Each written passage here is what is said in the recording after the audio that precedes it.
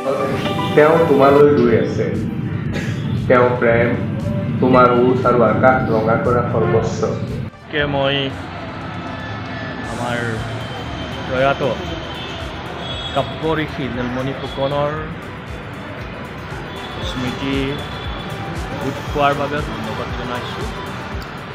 আপোনালোকক জনাবলৈ পাই আমি আনন্দিত হৈছোঁ এইকাৰণেই, যদিও ই এটা বিষাদ লগ্ন, আমি ইয়াক গোলাপী জামৰ লগ্ন হিচাপে এক কবিতাৰ স্মৰণ সভা হিচাপে পাতিবলৈ ওলাইছোঁ।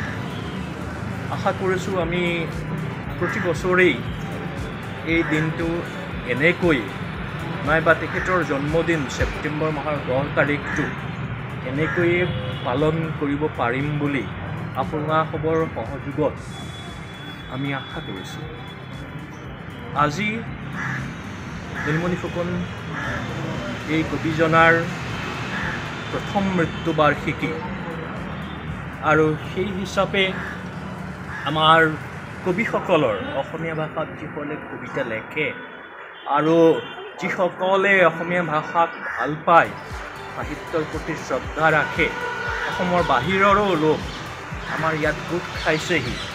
আৰু মুঠতে নীলমণি ফুকনৰ খবৰ, নীলমণি ফুকন নামৰ এজন যে কবি, ভাৰতীয় কবি আছিল, বাহিৰলৈ এই খবৰটো যোৱাৰ এই ধৰণৰ এটা আমি সুবিধা কৰি দিছোঁ। নীলমণি ফুকনৰ কবিতা ইতিমধ্যে বিশ্বৰ বিভিন্ন ভাষালৈ, যেনে ফৰাচী, জাৰ্মান ইত্যাদি, ইংৰাজীৰ কথাই নাই, ইত্যাদি ভাষালৈ অনুবাদ হৈছিলেই, তেখেতক বিদেশত জানেই। তথাপিও আমাৰো দায়িত্ব, আমাৰো কৰ্তব্য এইটো, আপোনালোকৰো কৰ্তব্য যে নীলমণি ফুকনক আমি জগতত বিয়পাই দিব লাগে, অসমীয়া কবিতাৰ খবৰ জগতত বিয়পাই দিব লাগে।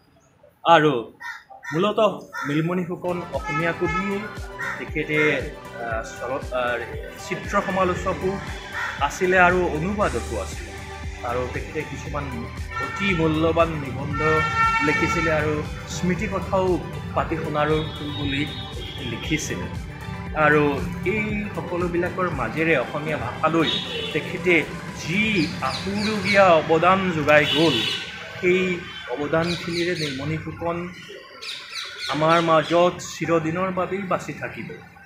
কিন্তু তেনেকৈ বাচি থকাৰ পিছতো আমি তেখেতক আমাৰ মাজত আহ্বান কৰোঁ, আমাৰ মাজলৈ আহক, আমাৰ মূৰত হাত থওক, আমাক আশীৰ্বাদ কৰক, এই জাতিটোক, এই ভাষাটোক, অসমীয়া ভাষাৰ সাহিত্য, কবিতা আৰু বাকী তেখেতৰ যি উত্তৰ পুৰুষ, তেখেতৰ সেই আশীৰ্বাদ ধেমালি লৈ যাতে আগুৱাই গৈ থাকে, অসমীয়া ভাষা যাতে আগুৱাই গৈ থাকে, অসমীয়া সাহিত্য, অসমীয়া কবিতা যাতে আগুৱাই গৈ থাকে, বিশ্ব দৰবাৰত অসমীয়া কবিতা, অসমীয়া সাহিত্যই যাতে উত্তৰ পুৰুষৰ হাতত আৰু অধিক উজ্জ্বল এক পৰিচয় লাভ কৰে, সেই উদ্দেশ্য ৰাখি আমি আজিৰ এই অনুষ্ঠানটোৰ আয়োজন কৰিছোঁ।